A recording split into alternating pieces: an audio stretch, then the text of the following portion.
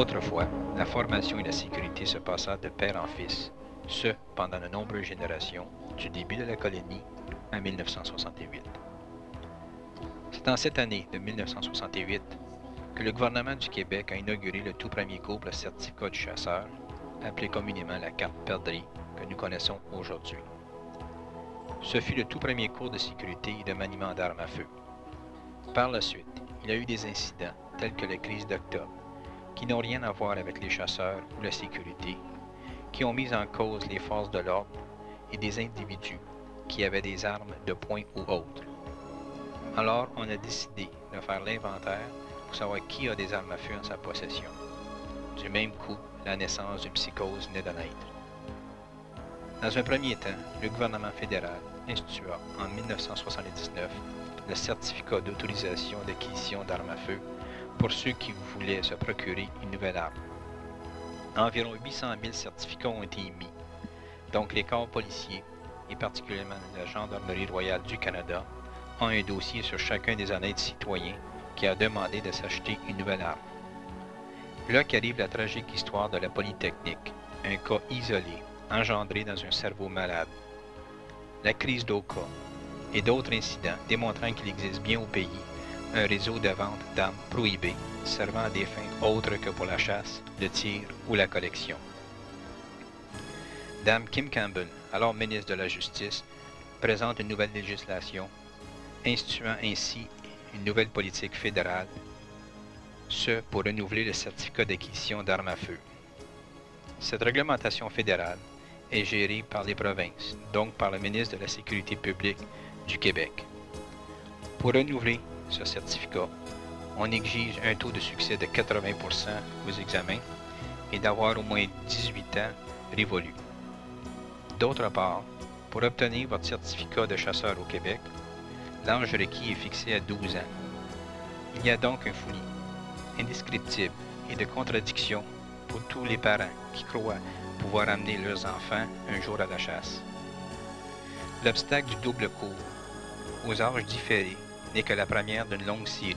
Que tout le monde soit pour une réglementation plus sévère du contrôle des armes à feu, il faut également être assez raisonnable pour permettre aux familles de continuer à vivre en pratiquant le sport de la chasse, du tir ou de la collection d'armes. Les propriétaires d'armes réclament la mise en place de la clause grand-père. La clause grand-père est une formulation qui veut dire que tous les gens qui possèdent en poche leur certifiant, qu'ils ont suivi leur cours provincial, ont un droit acquis pour renouveler leur certificat d'armes à feu. Ces personnes sont déjà enregistrées et leurs dossiers sont facilement vérifiables. Pour vous aider à voir plus clair sur ce sujet, nous avons préparé une série de 5 émissions pour mieux vous informer sur l'impact de cette nouvelle réglementation. Si vous êtes en accord avec la présente réglementation, laissez le cours de l'histoire faire son chemin. Par contre, si vous êtes en désaccord, vous pouvez manifester votre mécontentement par forme de pétition en contactant l'association Chasse et Pêche Papineau au 819-423-5358 ou l'association récréative Notre-Dame de la Paix au 819-522-6556 ou vous procurez la revue Chantier Chasse et Pêche du mois de mai 1994, en souhaitant que ces émissions vont vous aider.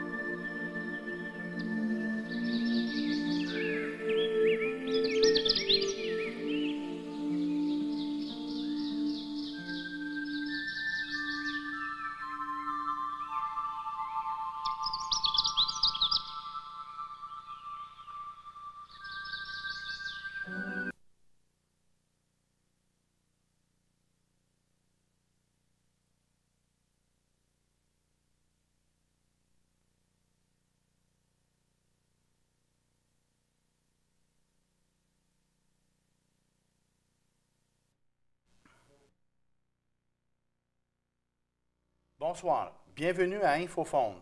Mon nom est Gilles Beauchamp. Dans le but d'améliorer la qualité de nos émissions, nous serions heureux de recevoir vos commentaires.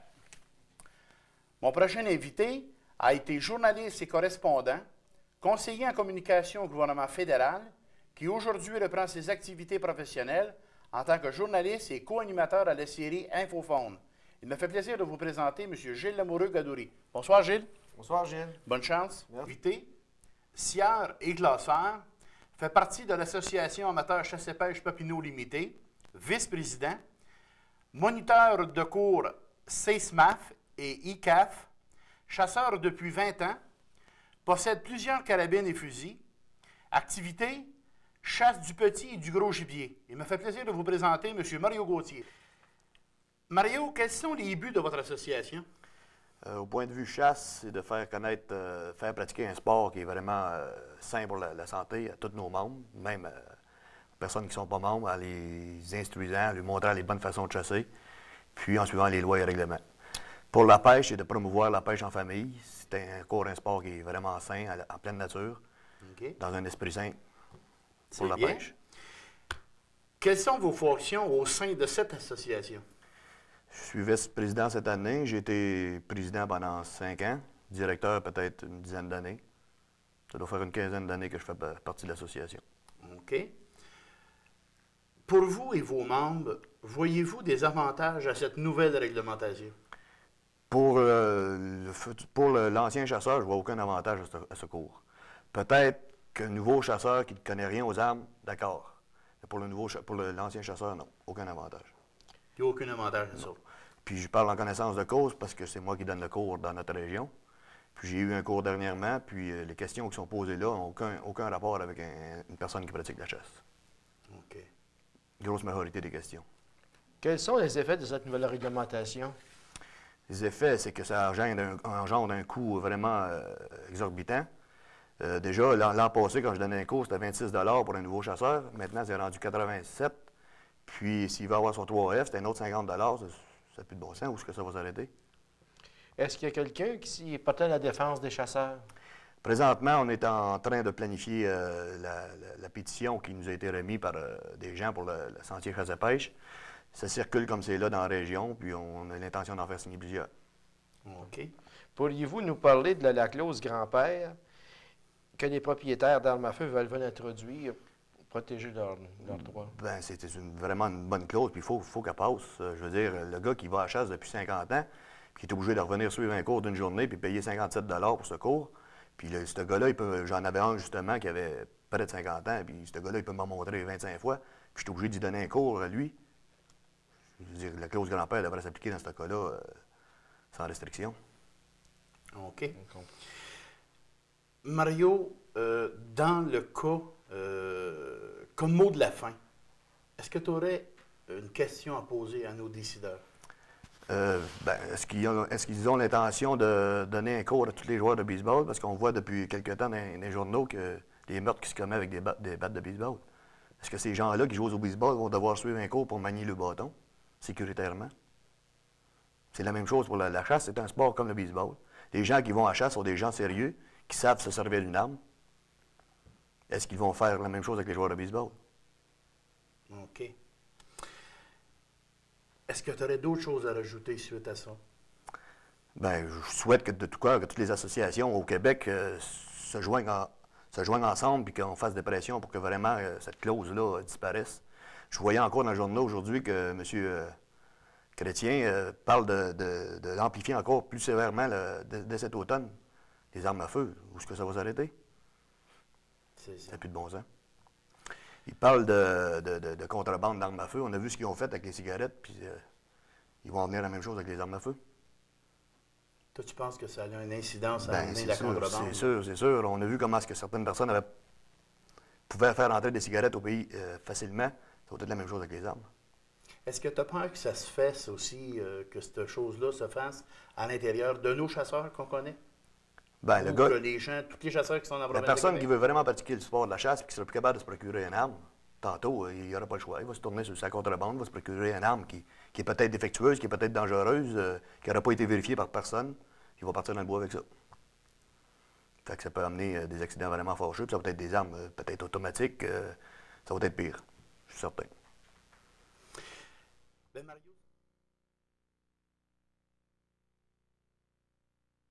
Nos prochains invités sont Garagis, a été directeur durant 3 ans pour l'Association récréative Chasse et Pêche Notre-Dame-de-la-Paix. Maintenant, il est à sa 2e année de présidence pour la même association. Chasseur depuis environ 30 ans, propriétaire de plusieurs carabines et fusils, activité la chasse. Martin Lauzon. Le deuxième, électricien, vice-président pour l'Association récréative Chasse-Pêche Notre-Dame-de-la-Paix, chasseur depuis 25 ans, possède des carabines et fusils, activité la chasse et le tir au pigeon d'argile. M. Maurice Montreuil. Il me fait plaisir de vous présenter M. Martin Lauzon. Bonsoir, Martin. Bonsoir, bonsoir. Et M. Maurice Montreuil. Bonsoir, Maurice. Bonsoir. M. Lauzon, quels sont les buts de votre association? Nous, c'est de défendre le droit de nos membres, environ 200 personnes, puis organiser faire respecter les lois, essayer de faire respecter les lois par nos membres, les chasseurs que nous représentons. Organiser des veillées récréatives en rapport avec la chasse et la pêche, puis être relié à ça, là, cet ensemble d'activités-là. OK. Et quelles sont vos fonctions au sein de cette association? Je suis président depuis 2 ans. Ils vont l'air aimer ça parce qu'ils ne veulent pas vous changer. Ils ne veulent pas vous changer. Pour vous et vos membres, voyez-vous des avantages à cette nouvelle réglementation? Non, aucun avantage. Je crois que ça n'apportera pas aucun avantage aux chasseurs, à nos membres qu'on représente. C'est surtout des désavantages que ça va lui apporter, parce que ça va des coûts encore, d'autres causes veulent nous faire suivre, des coûts encore plus élevés, puis on considère qu'on est assez compétent comme c'est là. On n'a plus besoin d'autres choses. OK. Quels sont les effets de cette nouvelle réglementation? Ce que vous dites, ça va augmenter C'est juste une nouvelle formule, ça, pour faire grimper les coûts des chasseurs sportifs. Là. Ça va nous coûter encore plus cher, ça nous coûte déjà assez cher pour chasser. C'est une injustice, ça n'a aucun bon sens. Ça ne nous rendrait pas meilleur avec ça, avec ces cours-là qu'ils veulent nous donner. Vous ne pensez pas que ça va améliorer la situation? Non, aucunement. Y a-t-il quelqu'un qui s'est porté à la défense des chasseurs? L'association s'est portée au-devant de ça pour répandre cette nouvelle-là, cette mauvaise nouvelle-là, là, que tout le monde voulait nous en passer une vite, comme on dit. Là. Puis on a informé nos membres. Puis on est ici ce soir pour faire partager ça avec tout le monde. On a fait signer des pétitions qui ont passé dans le chantier Chasse et Pêche, là, pour faire des pétitions au gouvernement pour rester ça comme c'est là. Sensibiliser nos membres.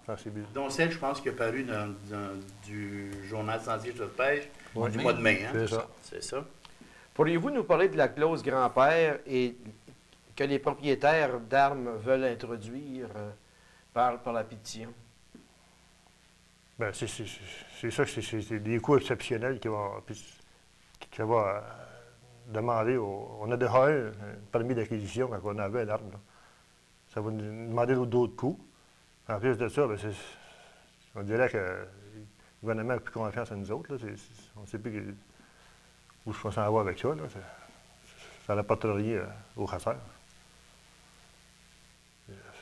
Ça ne diminuera pas les... Non, la criminalité ne diminuera pas avec ça, avec les chasseurs. C'est qu'ils veulent faire des méchants coups. On parle d'un sport, la chasse. C'est pas du tir dans la rue. Là. Si on nous compare à des bandits... Ben... C'est justement. La criminalité ne diminuera pas avec ça.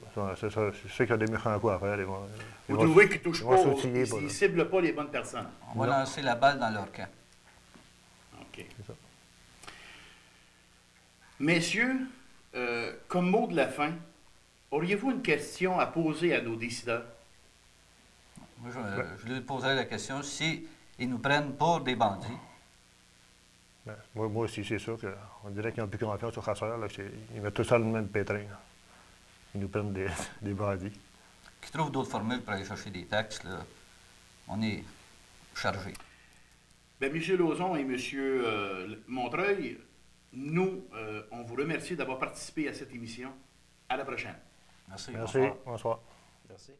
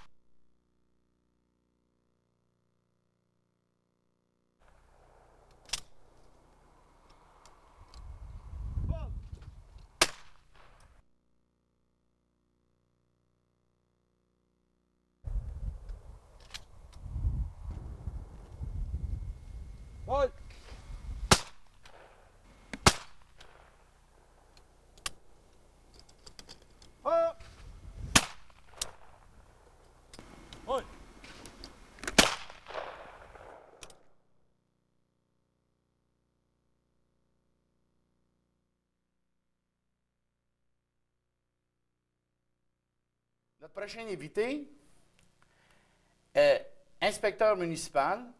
De 1971 à 1982, instructeur en sécurité dans le maniement des armes à feu. 1983, propriétaire du club de tir au pigeon d'argile, amateur du tir à la volée. Propriétaire de plusieurs carabines et fusils, chasseur depuis 45 ans. Il me fait de plaisir de vous présenter M. Claude Gabin. Bonsoir, M. Gabin. Bonsoir, monsieur. Claude, qu'est-ce qui est la ferme du Faisan? La ferme des Faisans, c'est un club de tir à caractère privé, mais ouvert à tout le monde. Nous sommes en fonction depuis au moins 10 ans à Montpellier. C'est une discipline qu'on appelle le pigeon d'argile ou le trap shooting pour nos cousins anglais.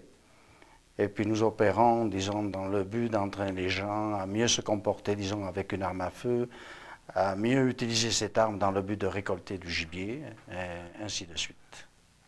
Quelle est la pertinence de cette nouvelle réglementation sur les armes à feu? Une pertinence, c'est difficile. Moi, je n'en vois pas. L'utilité d'une telle loi, pour moi, elle m'échappe un peu, parce que je crois qu'aujourd'hui, nous avons une réglementation qui est suffisante, à mon avis.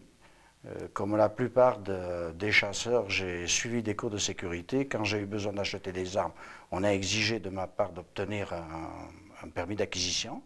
Et je crois qu'aujourd'hui, avec ce genre d'obligation, ça serait suffisant. C'est mon opinion personnelle. OK. D'après vous, les décideurs se donnent-ils une image? En politique, ils recherchent toutes les images possibles. Selon vous, qu'est-ce qui justifie cette nouvelle réglementation? Mais aux yeux de certaines personnes, elle se justifie certainement. Les gens qui connaissent des drames dans leur famille, c'est garanti qu'ils cherchent tous les moyens possibles pour éviter que ça se reproduise. Mais je ne crois pas qu'une telle réglementation réglera ce genre de problème. Je ne crois pas du tout. Je suis convaincu que ça ne le réglera pas. OK. Quels sont les effets de cette nouvelle réglementation? Disons, pour un propriétaire de club de tir, c'est difficile directement comme ça, dans l'immédiat, on ne la sent pas encore. Mais je crois que ça peut, disons, amener, disons, des personnes à ne plus se procurer des armes comme on pouvait se le procurer par le passé. Automatiquement, ça va réduire une certaine clientèle. Ou sans ça, on va en créer une autre, mais disons, sur le couvert d'un certain commerce illicite. Mais il reste que la plupart des sportifs que je connais qui pratiquent ont tendance à acheter des armes en ayant les autorisations pour. Ça fait qu'à partir du moment où on va être contrôlé sévèrement, où on aura de la difficulté à les obtenir, où ça va coûter cher pour les avoir peut-être même, bon, ben, on verra des acheteurs de moins en moins nombreux. Et peut-être par le fait même des, comment dirais-je, des compétiteurs, disons des gens qui aimeraient s'adonner au sport, et qui ne le feront pas parce qu'ils n'auront peut-être pas la chance de pouvoir se procurer les armes comme ils l'entendent. Selon vous, Claude, y a-t-il quelqu'un qui s'est porté à la défense des tireurs dans Oh là là, mon opinion peut-être va pas vous faire plaisir parce que moi j'ai l'impression qu'actuellement tout le travail qui se fait, c'est un travail que je félicite parce que ça doit se faire, mais on est en train de prendre le train en marche. Là. Le train a déjà démarré. Est-ce qu'il y a des gens qui sont opposés? Probablement, mais je n'ai pas connaissance. Aujourd'hui, je sens qu'il y a un mouvement qui se fait et qui force, qui veut quand même se faire entendre auprès du ministère. Moi, j'estime que le train est en marche et qu'on monte en marche. Okay. J'espère qu'on atteindra notre but. Oui. Qu'est-ce que vous avez à dire concernant l'émotivité? Émotivement, je pense qu'on a des droits fondamentaux. On était habitués, disons, à acheter une arme un peu comme on le voulait. Disons, peut-être il y a des gens qui vont se sentir lésés. Moi, personnellement, ça ne me laisse pas qu'il y ait un règlement. Mais je pense qu'émotivement parlant, il peut y avoir des gens qui vont se sentir lésés, puis qui ne vont pas apprécier. Le fait d'être réglementé ne sera pas perçu agréablement. Par certaines personnes, c'est garanti. Ça, je le crois pertinemment aussi. Personnellement, ça ne m'affecte pas. Je suis habitué à, disons, à suivre la réglementation, mais j'aimerais avoir une réglementation quand même plus souple. C'est ça. Pourriez-vous nous parler de la clause grand-père? La clause grand-père, je crois que j'en fais partie. Depuis 1970 que je possède un permis de, disons, de chasseur. La carte du chasseur qu'on nous a, disons, donnée obligatoirement, depuis 1970 c'est obligatoire. Donc je la possède, donc je fais partie de la clause grand-père. Moi je crois que les gens comme moi, ou comme ceux qui font partie de ma catégorie, devraient peut-être bénéficier de cette cause. On ne devrait pas demander à ces gens-là de repasser des cours à nouveau, puis exiger d'eux beaucoup de choses, disons, pour justifier l'emploi de l'arme qu'ils vont avoir. Okay. Je crois que la cause grand-père s'adapte un peu à ma personne. Je n'ai pas besoin de justifier toutes mes connaissances au moment où je vais acheter une arme à feu. Je les possède, ces connaissances, et puis j'ai une carte qui en fait foi, puisque j'ai passé mes cours avec de bonnes aptitudes. C'est ça. Monsieur Gabin, comme mot de la fin, auriez-vous une question pour nos décideurs? C'est difficile. Je crois que j'en ai, mais actuellement, je ne me viens pas vraiment à l'esprit. J'ai l'impression que nos décideurs devraient au moins s'informer beaucoup mieux qu'ils le font. Ne pas se laisser influencer par des groupes. Alors la question, ce serait, mais poser d'abord la question au public, au grand public. Ne pas la poser à des groupes spécifiques, mais la poser au grand public, à savoir si nous la voulons, cette loi-là, et de quelle façon nous la voulons. Ce serait peut-être la question, avant de décider, posez-la vraiment au public qui est sensibilisé à ces choses-là, c'est-à-dire le chasseur ou le pêcheur et le sportif. Pas le pêcheur, ce n'est pas le cas, mais au moins le sportif. C'est celui qui aime les armes pour le plaisir d'avoir des armes, pour faire du tir de précision, et puis celui qui chasse, bien sûr, qui récolte un certain gibier. Bon, cette arme-là sert peut-être à tuer aux yeux de certains, mais on devrait poser la question, est-ce que l'arme est vraiment faite pour tuer? Moi, je dis une arme est faite pour récolter, quant à moi. C'est ça. Ben Claude, nous vous remercions d'avoir participé à notre émission. Merci. Merci beaucoup. Merci. Merci.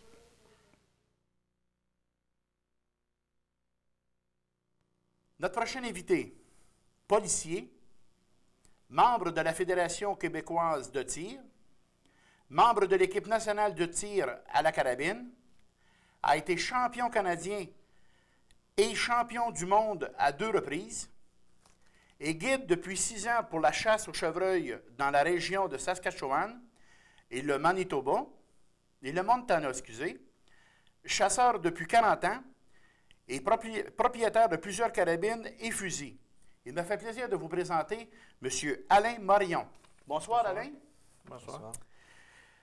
Alain, c'est quoi un club de tir à la carabine? Ben, c'est un club de gens qui se réunissent. Dans mon cas, c'est le de tir au gros calibre. C'est une sorte de tir qui se fait avec des carabines faites pour le tir de calibre 308, et puis on pratique ça soit de 300 mètres à 900 mètres dans le cas d'un chantier métrique ou de 300 verges à 1000 verges dans le cas d'un chantier avec des mesures impériales. Est-ce que c'est à la mire ou avec un... Avec des mires métalliques. Avec des Et mires puis, on a un télescope pour regarder nos coups, mais qui n'est pas fixé sur la carabine. Et c'est fait seulement pour regarder les coups. OK. Qu'est-ce qui vous a amené à aller à pratiquer ce sport? J'avais, depuis que j'étais tout jeune enfant, chez nous, il y a toujours eu des carabines, puis je faisais du tir comme ça là, pour m'amuser. Et puis, j'allais dans un collège privé, et puis il y avait j'étais dans un cadet d'armée. Puis, ils ont formé une équipe de tir. Puis, j'ai commencé comme ça, avec des compétitions avec les corps de cadets des alentours. Puis, finalement, j'ai commencé à faire de la compétition sérieuse. OK. Ce sport du tir, ça représente quoi pour vous? Bien, disons que ça a été une des choses les plus importantes dans ma vie depuis au-delà de 30 ans. J'y mets pas mal toutes mes énergies. Là, puis, c'est votre partenaire? Je suis membre de l'équipe nationale depuis 1967. Et puis, j'ai toujours été extrêmement actif là-dedans. Quels sont les impacts et les contraintes de la nouvelle réglementation sur les armes à feu pour ceux et celles qui pratiquent votre sport? Bien, disons que pour ceux qui le pratiquent déjà et qui sont déjà mordus, ça va être... La réglementation telle qu'elle existe présentement, c'est déjà pas mal de problèmes, surtout pour les gens qui n'ont pas encore toutes les armes à feu qu'ils veulent acheter, parce qu'ils vont être forcés de prendre un nouveau cours, puis de dépenser de l'argent pour ça. Et puis, en bout de ligne, ça ne fera pas gros de différence, là. Mais ça peut décourager des gens qui font seulement commencer, puis qui ne sont pas encore propriétaires de carabines, qui se servent des carabines prêtées par le club. OK. En tant qu'amateur de tir, cette nouvelle réglementation affaiblira-t-elle l'intérêt des nouveaux adhérents de ce sport? Ah, extrêmement, parce que moi, une des raisons que j'ai jamais fait de tir au pistolet, c'était que je trouvais que c'était trop de problèmes. Hein, pour procurer un permis ici, un permis là, puis renouveler ça toutes les années. Et puis, je trouvais que ça valait pas le coup. Ça veut dire qu'on va retrouver la même contrainte? On va retrouver la même contrainte, ou à peu près, dans le cas des carabines. Puis ensuite, disons que pour le tir, les carabines valent assez cher, c'était un peu moins pire, mais pour quelqu'un qui voudrait s'acheter un fusil à un coup fait au Brésil, et qui vaut 80$, puis que pour se le procurer, que ça coûterait 100$ pour avoir un permis, c'est décourageant pour moi. Ça peut décourager beaucoup de monde de faire le sport, qui semble d'ailleurs être le but de cette loi-là. Le but avoué, c'est de décourager le monde d'être propriétaire d'armes à feu. Puis, ça n'aura jamais pour effet de réduire le crime. Ça n'aura pas pour effet de désarmer les criminels non plus. Parce que tous ceux qui sont en faveur de ça sont en faveur aussi de garder les policiers armés. Donc, les criminels, c'est d'avouer que les criminels vont toujours avoir des armes. Peut-on dire que cette nouvelle réglementation vient de faire naître chez ceux qui pratiquent ce sport un sentiment de non-confiance? Oui et non. Disons que moi, je me sens pas, j'ai pas de complexe avec ça, là. Mais pour des gens qui commencent puis qui regardent ça, ils pensent peut-être, mais c'est peut-être moi qui ai tort, là. Peut-être que dans le fond, qu'on ne devrait pas avoir ça, ces bebelles-là, puis mais si ils ont ce sentiment de non-confiance-là, c'est pas justifié, parce que finalement, dans tous les sports, la plupart des sports qu'on connaît, il y a un projectile, puis il y a une cible. Puis dans ce cas-là, ça donne que c'est une carabine, puis le projectile, c'est une balle de carabine. Mais ça fait pas plus... c'est pas plus répréhensible que servir de fléchette ou d'un ballon pour le lancer d'un panier. C'est un instrument pour faire du sport. C'est pour ça, d'ailleurs, que moi, personnellement, j'aime pas quand ils appellent mes carabines des compétitions des armes, parce que c'est pas des armes. C'est des instruments de sport qui ne serviront jamais ni à blesser ni à tuer. C'est ça. Pourriez-vous nous parler de la clause grand-père et son impact et qu'elle pourrait avoir sur le sport du tir à la carabine? Qu'est-ce que vous voulez dire par la clause grand-père? Laquelle des clauses grand-père? Est-ce qu'il y en a d'autres? Bien, il y en a déjà une qui existe, là. Celle qui dit que si on était propriétaire d'une arme à feu avant le 1er janvier 1978, puis qu'on peut le prouver par un suitcase ou un papier de douane ou quelque chose comme ça, on peut, selon le bon vouloir du registraire local, obtenir une autorisation d'acquisition sans suivre le code fédéral. Ah oui? Bien, moi, on parlait plutôt pour ceux qui possèdent une carte de chasseur et soient reconnus comme un droit acquis. C'est de celle-là que je parlais. Ah bon? Bien, disons que si on est pour être pris avec la nouvelle... Quant à être pris avec la nouvelle loi, oui, c'est certainement une bonne idée. Par contre, moi, je trouve que la nouvelle loi devrait être, disons, repensée, puis je trouve que la loi qu'on avait depuis 1978 est peut-être parfaitement adéquate. D'abord, on trouve qu'on n'a rien changé avec la nouvelle réglementation. Non, on ne change rien dans le taux de criminalité. Oui. OK. Cette nouvelle réglementation changera-t-elle vos habitudes? Bien, forcément. J'ai été obligé de m'acheter une sorte de petit coffre-fort là, pour mettre mes carabines. Et puis, disons que là, j'ai une chambre barrée pour mettre ma munition, puis là, je suis obligé mettre mes poudres puis marquer explosif sur des contenants, puis ça ne change pas grand-chose s'il le fait prendre, mais c'est comme ça. Ça veut dire que demain matin, si vous êtes pris pour aller vous chercher une autre carabine de compétition, ça va vous apporter une certaine contrainte. Ben moi, j'ai déjà mon autorisation d'acquisition, donc ce ne sera pas un problème. Là, mais, pour les années à venir? Pour les années à venir, bien, dans 5 ans, le problème va se représenter, c'est évident. Je ne sais pas ce qui va arriver à ce moment-là, là, mais disons que ce que vous appelez la clause grand-père, là, je trouve que c'est une affaire de gros bon sens. Là, que les gens qui n'ont déjà des carabines, ils n'ont déjà de toute façon. Et puis, c'est pas le nombre de carabines qui va faire une différence. Ça fait que ça aurait bien du bon sens. OK. Qu'est-ce que vous aimeriez à faire savoir à nos décideurs qui ont passé cette nouvelle réglementation? Perdre le temps. Parce que, si vous voulez être honnête, moi, ce qui me fâche réellement, c'est qu'ils nous mentent effrontément. Je regardais dans le droit, il y avait des statistiques l'autre fois. Là. Et puis, il disait, bien, la peine capitale, le taux de criminalité montait dans les années 60 puis 70, puis particulièrement de première moitié des années 70. Puis il y avait la peine capitale.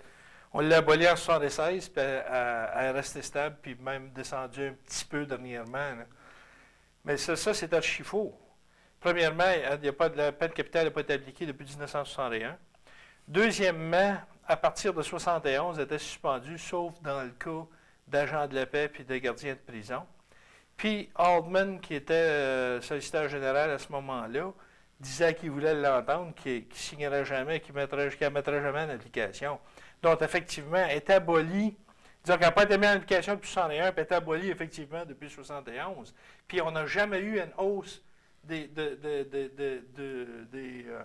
d'homicides aussi vertigineuse que de 1971 à 1976. C'est qu'il n'y a pas de quoi se glorifier de ça.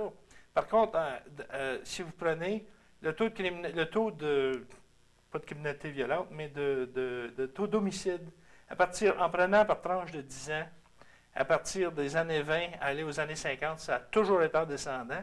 Même en 1959, il n'y en a pas eu un au Canada. Pas un homicide au Canada.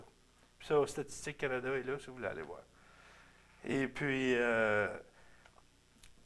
mais quand ils nous parlent de ça, ils reculent seulement que depuis 1976, parce qu'avant ça, ce n'est pas leur avantage. Hein? Fait qu'ils mentent aux gens, c'est complètement malhonnête, puis c'est juste la poudre aux yeux pour les gens qui, naïvement, probablement qui sont sincères, les gens qui poussent pour des lois plus sévères pour les armes à feu, Je n'ai pas de doute qu'ils sont sincères. Pourquoi est-ce qu'ils dépenseraient ces efforts-là? Mais d'un autre côté, c'est naïf de penser que ça va faire une différence. Puis, moi, ce à quoi je m'objecte, c'est le fait qu'une victime peut se retrouver accusée. Je me fais défoncer aujourd'hui pour demain, moi. Et puis, si mes choses ne sont pas entreposées comme dans ma propre maison, comme le pourtant qui est censé être sacré, etc., puis pour quoi que ce soit d'autre, ça prend des mandats de perquisition, là, comme tu sais, demain, pour les perquisitionner chez la pire rapace. Un simple chasseur qui n'a pas entreposé son arme à feu, comme le dit le règlement, peut se retrouver avec un dossier criminel. Du jour au lendemain. En plus, parce qu'il s'est fait voler. Ça, je ne vois pas ça du tout. Monsieur Marion, si vous auriez une question à poser à nos décideurs, quelle serait? J'ai une petite liste dans ma poche que j'ai posé la question, après ça, je lui montrerai ma petite liste. Parce que j'ai posé cette question-là à certains politiciens qui sont nos décideurs, en fait, c'est des législateurs. Et puis, qu'est-ce que vous pensez des propriétaires d'armes à feu? Puis, invariablement, leur impression des propriétaires d'armes à feu, c'est que c'est des primitifs. Là. On a l'image du gars avec son pick-up dans le sud des États-Unis, en Louisiane, en quelque part, là, qui court, qui se promène la moitié du temps avec un drap sur la tête, là, puis qui court les noirs partout. Là. Et puis qu'il y a sa 30-30 puis son 12 en arrière de son pick-up. Ça c'est l'impression qu'il donne, c'est l'image qu'ils essayent c'est l'image qu'eux autres ont la plupart des propriétaires d'armes à feu. Puis avant de venir, je regardais vite fait pour trouver une liste de personnes qui étaient propriétaires d'armes à feu, mais des différentes sortes de tirs, pistolets, carabines. Puis là, j'ai pris le Who's Who in Canadian Sport, puis j'ai ouvert ça. Puis j'ai pris les gens que je connaissais comme de là, parce que je ne les connais pas tous. Puis le taux d'éducation est infiniment plus élevé que la moyenne, que le public en général. C'est impressionnant. Il y a des menuisiers puis des vidangeurs dans le groupe, là, mais le taux puis une chose que la profession qui revient le plus souvent, c'est professeur. Monsieur Marion, qu'est-ce que vous suggéreriez aux décideurs comme solution de rechange à la nouvelle réglementation? Bien, des sentences plus sévères pour les contrevenants aux lois sur les armes à feu ou les gens qui font des meurtres en se servant d'armes à feu. Présentement, c'est ridicule. Puis on est les boucs émissaires des gens qui ne veulent pas prendre leurs décisions, qui veulent soit les mettre en prison dans le cas des meurtres à perpétuité, ou si la peine de mort n'est pas acceptable aujourd'hui pour les gens, bien, moi, c'est ça que je vois. Parce que comme c'est là, c'est ridicule. Je peux vous conter une anecdote qui s'est passée au poste de police à Hull il y a environ 6 ou 7 ans, 8 ans, je ne me souviens pas, là, où quelqu'un a tiré qui avait été arrêté pour conduite affaiblie, qui avait déjà un dossier pour des infractions avec les armes à feu, est venu tirer dans les vitres du poste de police. Puis on était chanceux qu'il y avait des vitres antiballes, parce qu'autrement, il y en aurait au moins un qui serait fait tuer.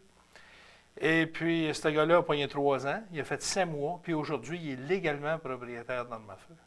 Il a son autorisation d'acquisition, il a obtenu son autorisation d'acquisition par après, parce qu'il avait été suspendu seulement pour 5 ans. Ensuite, j'en connais un autre dans Hull, qui a fait un meurtre au début des années 70, puis qui est légalement propriétaire d'armes à feu, puis qui est sorti, ça fait longtemps. Ça fait qu'il semble qu'on préfère punir tout le monde un peu que de punir sévèrement ceux qui sont... Puis ça ne change rien en bout de ligne. Parce que finalement, même là, en prenant pour... disons qu'on accepte le fait là, que... Moi, j'y crois pas, là, mais qu'on accepte le fait là, qu'on pourrait éliminer complètement les armes à feu.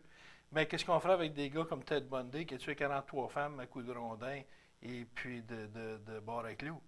Qu'est-ce qu'on ferait avec un gars comme celui qui vient d'exécuter, qui a tué une trentaine de jeunes garçons en les étranglant? Ça n'éliminera pas les meurtres, ça, là. Quand quelqu'un... Puis tout de même, on ne peut pas commencer à faire enregistrer les bouts de rondins. Là. Ça fait que finalement, là, il y a toujours le couteau de cuisine, etc., etc. Et puis, moi, personnellement, je suis tanné de payer. J'en ai plein le casque de payer pour, à chaque fois que quelqu'un fait des folies avec une arme à feu, que je paye une partie de la dette plutôt que lui d'assumer sa dette au complet.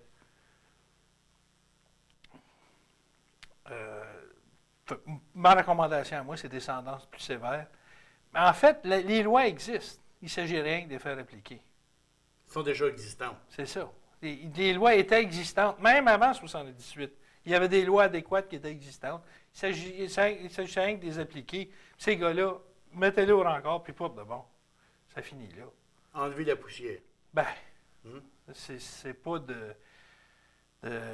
parce que on pourrait toujours arrêter le baseball parce que du monde se font tuer à coups de batte de baseball, mais ça semble pas acceptable. Mais d'un autre côté, moi, mes armes à feu, ça semble acceptable. Bon, voyez-vous, dans le cas des permis de conduire, on enlève les permis de conduire aux gens qui ont des automobiles qui violent les lois, qui récidivent dans des accidents. Oui, puis dans le cas des armes à feu, des gens qui font des crimes avec des armes à feu, c'est encore pire parce que c'est fait en connaissance de cause. C'est fait sciemment, c'est pas fait par accident. Puis ils pourraient les enlever ça à vie. Puis en plus, disons que si ça cause la mort de quelqu'un, ils pourraient les mettre en prison à vie. Pas punir tout le monde pour le crime qu'un a fait. D'où proviennent les armes à feu quand que les gens sortent des milieux carcérales? Est-ce qu'eux, ils suivent un cours de maniement d'armes à feu? Bien, si le gars, jusqu'à présent, c'était la plupart du temps, le juge, il enlevait son autorisation d'acquisition pour 5 ans. Au bout de 5 ans, il suivait un autre. Il n'a même pas besoin de suivre de cours, en fait, il allait s'en chercher un directement. Puis, si disons que si l'ordonnance de cours contre son autorisation d'acquisition était finie, était périmée, à ce moment-là, il était obligé d'y en donner un, il n'avait pas le choix.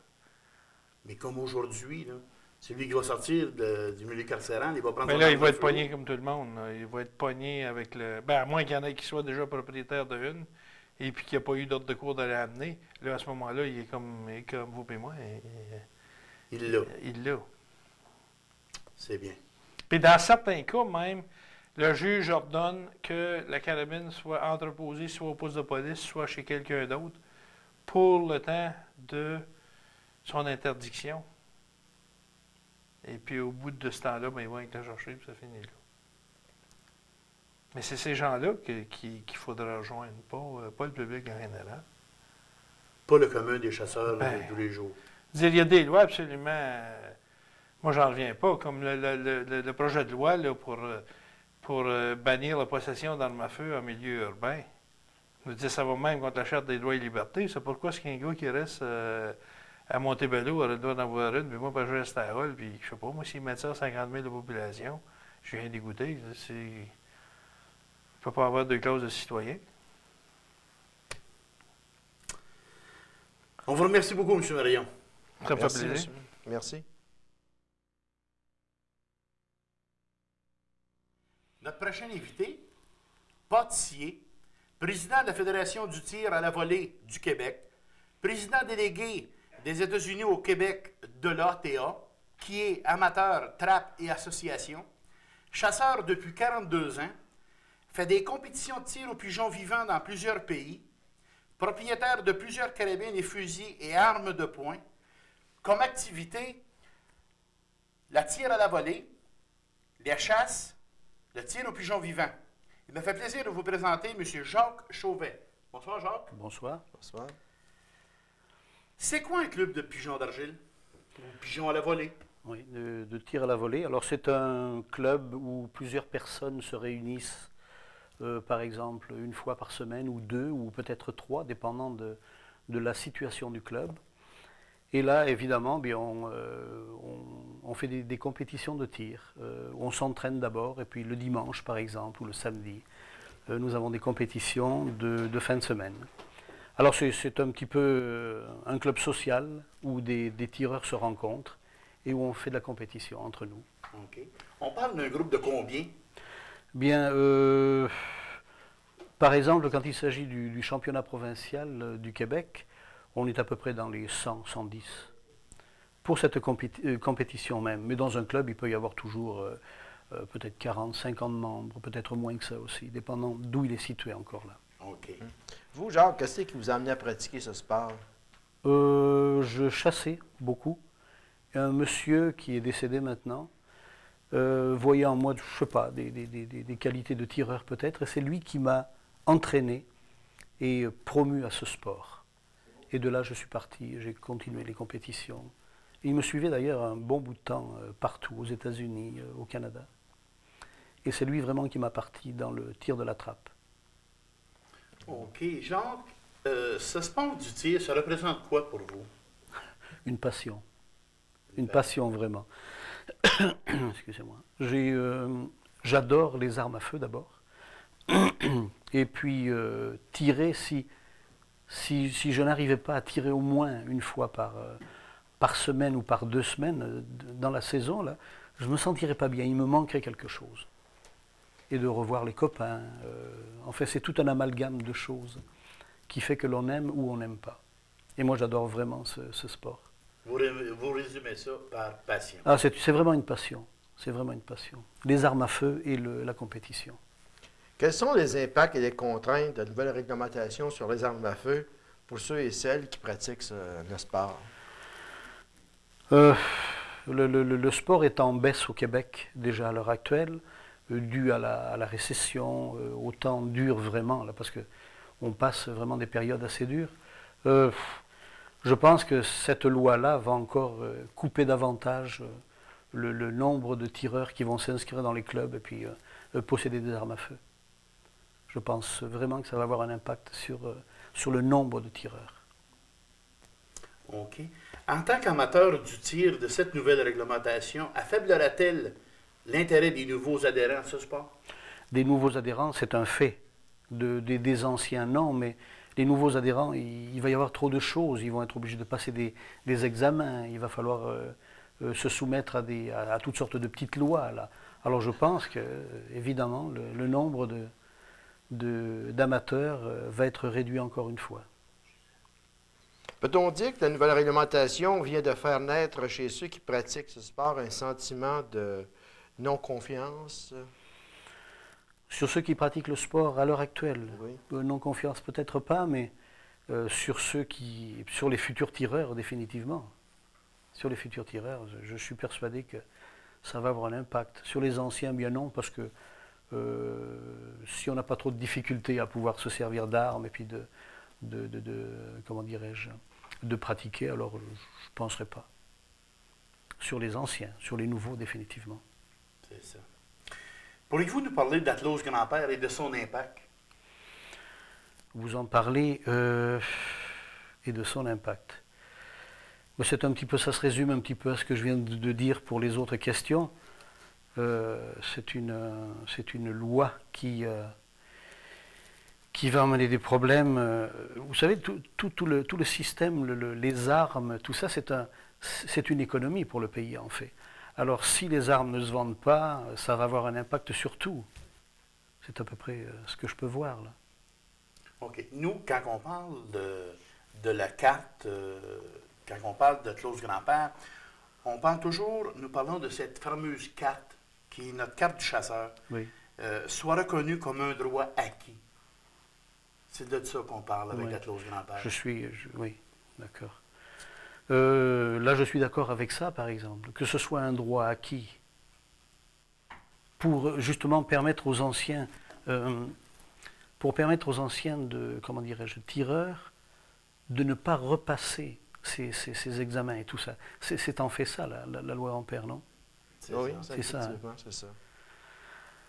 Alors, pour les anciens, comme je disais tout à l'heure, je ne vois pas trop ce que ça peut nous emmener de néfaste, mais pour les nouveaux, évidemment, définitivement.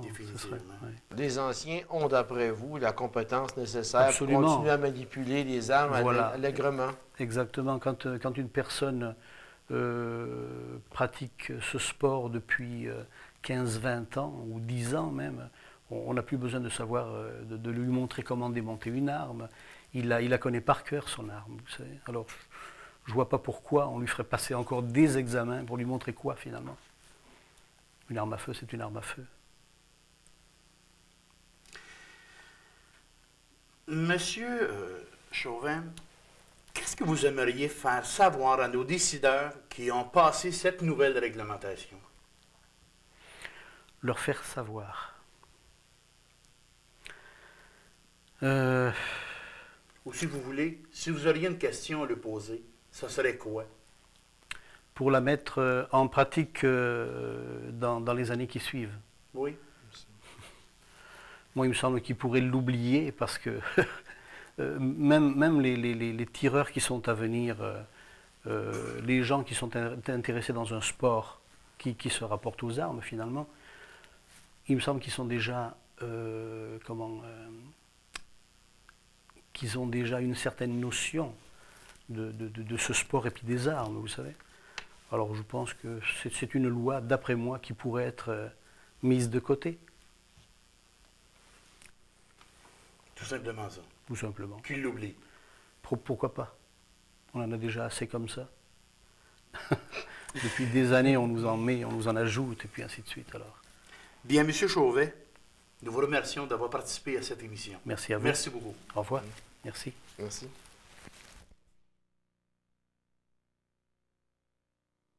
Nos prochains invités. Lui, camionneur de métier. Elle, secrétaire pour la commission scolaire Signory. Tous les deux sont chasseurs, membres de l'association Amateurs Chasse-et-Pêche Papineau Limité et siège social à la Facette. Leurs activités, la chasse et la pêche, le tir à l'arc, tir de compétition et aussi, elle est championne de tir de compétition au gros calibre dans la région de la Petite-Nation. Ça fait plaisir de vous présenter M. Richard Laplante et Mme Sylvie Martin. Bonsoir. Bonsoir. Depuis combien d'années manipulez-vous les armes à feu? Oh, je dirais une vingtaine d'années. J'ai commencé avec une carabine à plomb. Je me souviens, il y avait une dizaine d'années quand mon père m'avait acheté ça, mais c'était quand même pas des armes à feu, là, mais il nous avait initié à tirer, puis donner je dirais bien ça, là, comment faire pour pas que ça soit dangereux. Et après ça, ben, il commençait à nous emmener avec lui dans le bois. Puis faire la chasse aux chevreuils, il ne fallait pas faire de bruit. Pour ça, on voulait avoir du gibier, enfin tout. Et, Si on va dans notre ordre d'idée, qu'est-ce qui vous a amené à pratiquer la chasse? Qu'est-ce qui nous a amené? C'est le plaisir de marcher dans le bois, de voir du gibier. Je sais bien qu'il y en a qui vont dire tirer, c'est un chevreuil, c'est pas. Il n'y a rien de beau là-dedans. Mais quand tu cours presque une journée de temps après un chevreuil, essayer d'être plus smart que lui, je trouve que c'est ça qui est le sport de la chasse. Moi, c'est pas dire tirer un chevreuil pour le fun de tirer dessus, si tu veux. D'après moi, c'est ça qui est le sport de la chasse. C'est une compétition avec lui. C'est à peu près ça, oui. C'était un moyen de détente aussi. C'est ça. Le sport de la chasse, ça représente quoi pour vous? Oh, c'est plusieurs années de. Comment je dirais bien ça, là, de règles, si tu veux, là, de savoir-faire. J'ai commencé avec mon père au tout début. Et, il nous disait, mettons, quand on tirait, jamais tirer en l'air, ou toutes sortes de choses de même pour pas risquer de blesser quelqu'un, ou jamais tirer si tu n'es pas sûr que ce soit le gibier que tu vois comme il faut, pas tirer à peu près. Pas prendre de risque. Pas prendre de risque. Identifier le gibier avant de tirer, c'est ça. Toutes les règles de sécurité. Mm-hmm. Je sais bien que mon père a commencé à chasser l'ornial dans les années 64, je croirais. Puis je me souviens, il est arrivé à l'automne avec un beau gros ornial. Puis c'était tout un. Comment je dirais bien ça? C'était un héros, mon père, d'avoir amené un sirop au gibier, parce qu'on avait vu des chevreuils en masse, là, mais un ornial, c'était la première fois que je voyais ça. Puis là, ben, il nous comptait, c'était quoi, de l'entendre dans le bois quand il répondait puis qu'il faisait sa crise, c'était bien excitant, si tu veux. J'avais hâte de faire partie du groupe, si tu veux. Pour connaître le feeling. Ben, c'est ça. Et vous, Sylvie? Moi, j'ai commencé quand j'ai connu mon mari. Lui, par son métier, étant jamais à la maison, j'ai dit OK, je vais prendre mes vacances en même temps que lui. Puis il m'a initié à la chasse. Et maintenant, vous êtes devenu une mordue de la chasse. Oui. Mes vacances, c'est à l'automne. Mhm. Je travaille pour avoir des vacances à l'automne. Et le tir, c'est un plus? Ça? C'est un plus. C'est la concentration. C'est toujours avoir la perfection, obtenir la perfection. Quels sont les impacts ou contraintes de cette nouvelle réglementation que le gouvernement nous a donnée là, récemment? Ah bon. Ça veut dire qu'ils n'ont plus confiance en nous autres, si vous voulez.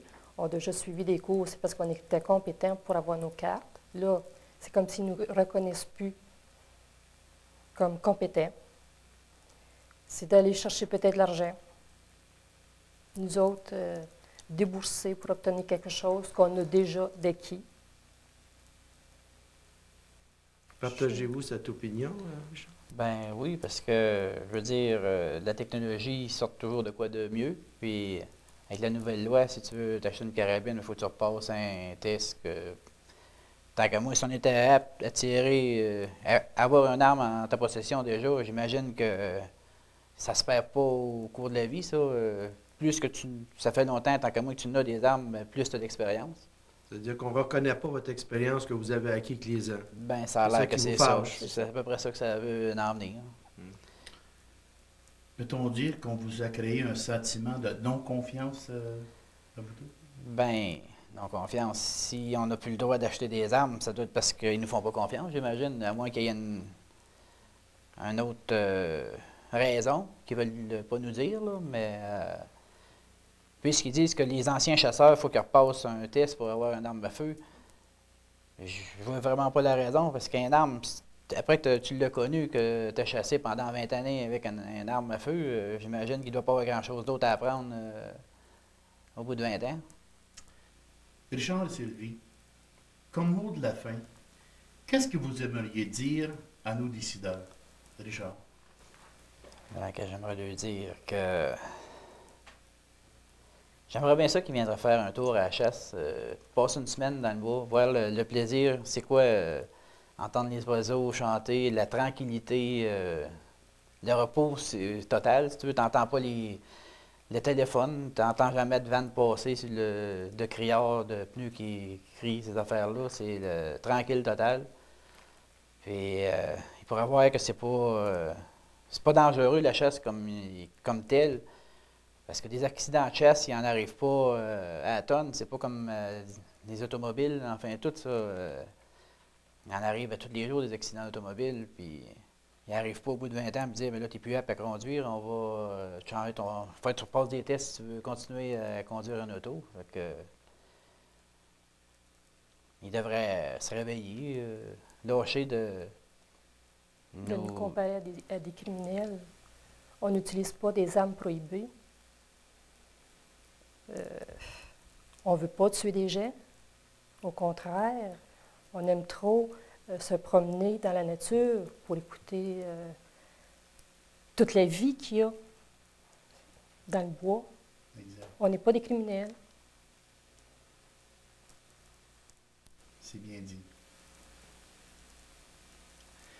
Moi, je tiens à vous remercier comme des personnes qu'on a rencontrées et on a interviewées d'une façon relaxe.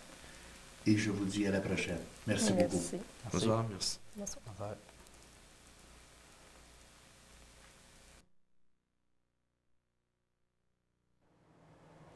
On vous remercie d'être des nôtres en souhaitant que cette émission vous a plu. Cette série d'émissions est en ondes le mercredi et vendredi à 18h et les samedis et dimanches à 16h. Pour vos commentaires, envoyez votre courrier à Infofonde 596 Montée du Mouchel, Vinois, JOV 1EO. Pour plus de détails sur la prochaine émission, consultez la revue La Petite Nation.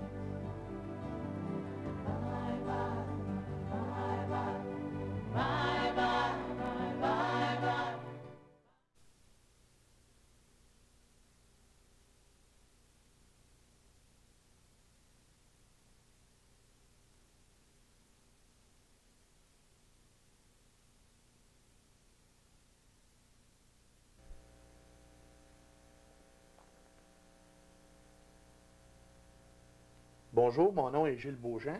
Bienvenue à Infofonde. Aujourd'hui, nous allons traiter course au canard. Notre invité spécial est Jean. Bonsoir, Jean. Bonsoir.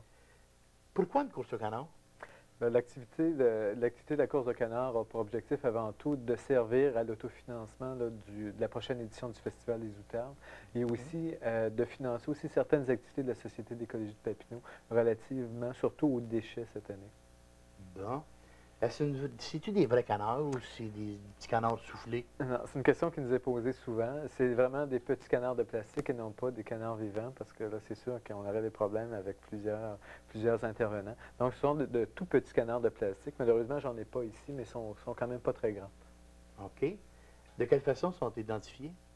OK. Quand la course va se dérouler, dans le fond, les gens, pour participer à la course comme telle ou à l'activité de financement, c'est une loterie. Donc, ils doivent acheter un billet. Et pour chaque billet porte un numéro. Et un petit canard va porter le même numéro que le billet, donc avec un petit collier qui va identifier là, le participant à travers le numéro. Et c'est comme ça qu'on va connaître les petits canards gagnants. On peut commanditer un canard? Oui, tous les gens sont invités là, à contribuer à l'activité en achetant un petit canard. Bien sûr, ils n'achèteront pas le petit canard comme tel, mais plutôt le numéro que le petit canard va porter pendant la course. Donc, les gens peuvent acheter un billet comme ils peuvent en acheter 100. On les invite d'ailleurs à en acheter autant qu'ils le souhaitent. Excusez. De quelle façon ça va se dérouler, la course? La course, dans le fond, va avoir lieu sur la rivière Petite-Nation, dans le secteur de Saint-André-Avelin. Pourquoi ce secteur-là? Il y a une raison particulière, c'est que, dans le fond, ça regroupe une série d'éléments très importants, donc le débit du courant, qui n'est pas trop fort. Les gens aussi peuvent suivre la course, parce que le départ va se faire vis-à-vis le musée des Pionniers. Et l'arrivée va se faire au quai de Saint-André-Avelin. Donc, c'est un secteur où les gens peuvent facilement suivre la course du début à la fin et avoir le plaisir là, de suivre leur petit canard. Et c'est pour ça qu'on a vraiment choisi le secteur de Saint-André par rapport à d'autres secteurs de la rivière Petite-Nation qui auraient été peut-être encore plus fantastiques, mais qui étaient beaucoup trop sauvages pour organiser une course et permettre aux gens d'en profiter. À quelle date? Et quoi faire? Excuse-moi de l'interrompre. À quelle date? Puis quoi faire en cas de mauvais temps? OK. La course a lieu le 12 juin prochain. Et en cas de mauvais temps, la course a lieu de toute façon. C'est une course qui est encadrée par la Régie des loteries et courses du Québec. Donc, la date est annoncée. L'heure du départ, c'est 2 heures l'après-midi. Et beau temps, mauvais temps, elle doit se dérouler parce qu'il y a une contrainte bien précise. Mais de toute façon, les petits canards, eux, n'ont pas peur de l'eau. Ils vont faire de la course sans problème. Et les gens, ben, c'est sûr que s'il fait moins beau, il y aura sûrement moins de participation. Mais s'il fait beau, je pense que c'est une activité qui va attirer pas mal de gens. Non seulement les gens qui ont acheté des billets, mais d'autres gens qui veulent avoir le plaisir là, de suivre la course. OK. S'il y a des courses, il y a des prix à gagner? Effectivement. Dans le fond, il y a environ il y a près de 5 000 $ en prix. Donc, il y a 10 prix différents qui vont d'un crédit voyage de 1 000 $ jusqu'à des livres sur la nature, une bicyclette de montagne. Donc, ce sont tous des prix qui touchent un peu à la nature, au plein air ou au sport là, de plein air. OK. À qui appartient les canards là, que vous allez avoir? Puis, une fois que la course est terminée, est-ce qu'on peut les garder, les petits canards? Non, malheureusement, dans le fond, les gens se procurent avant tout un numéro, donc un billet. Mais les petits canards, nous, cette année, on les loue à une fondation à Québec qui organise eux-mêmes aussi une course là-bas. Et on doit les reprendre après la course et les retourner à Québec. Sinon, on doit les payer. Donc, c'est évident qu'on souhaite ne pas en perdre beaucoup là, pour éviter d'amoindrir les recettes là, de la course. Je te remercie, mon Jean, puis bonne course. Ça me fait plaisir. Merci.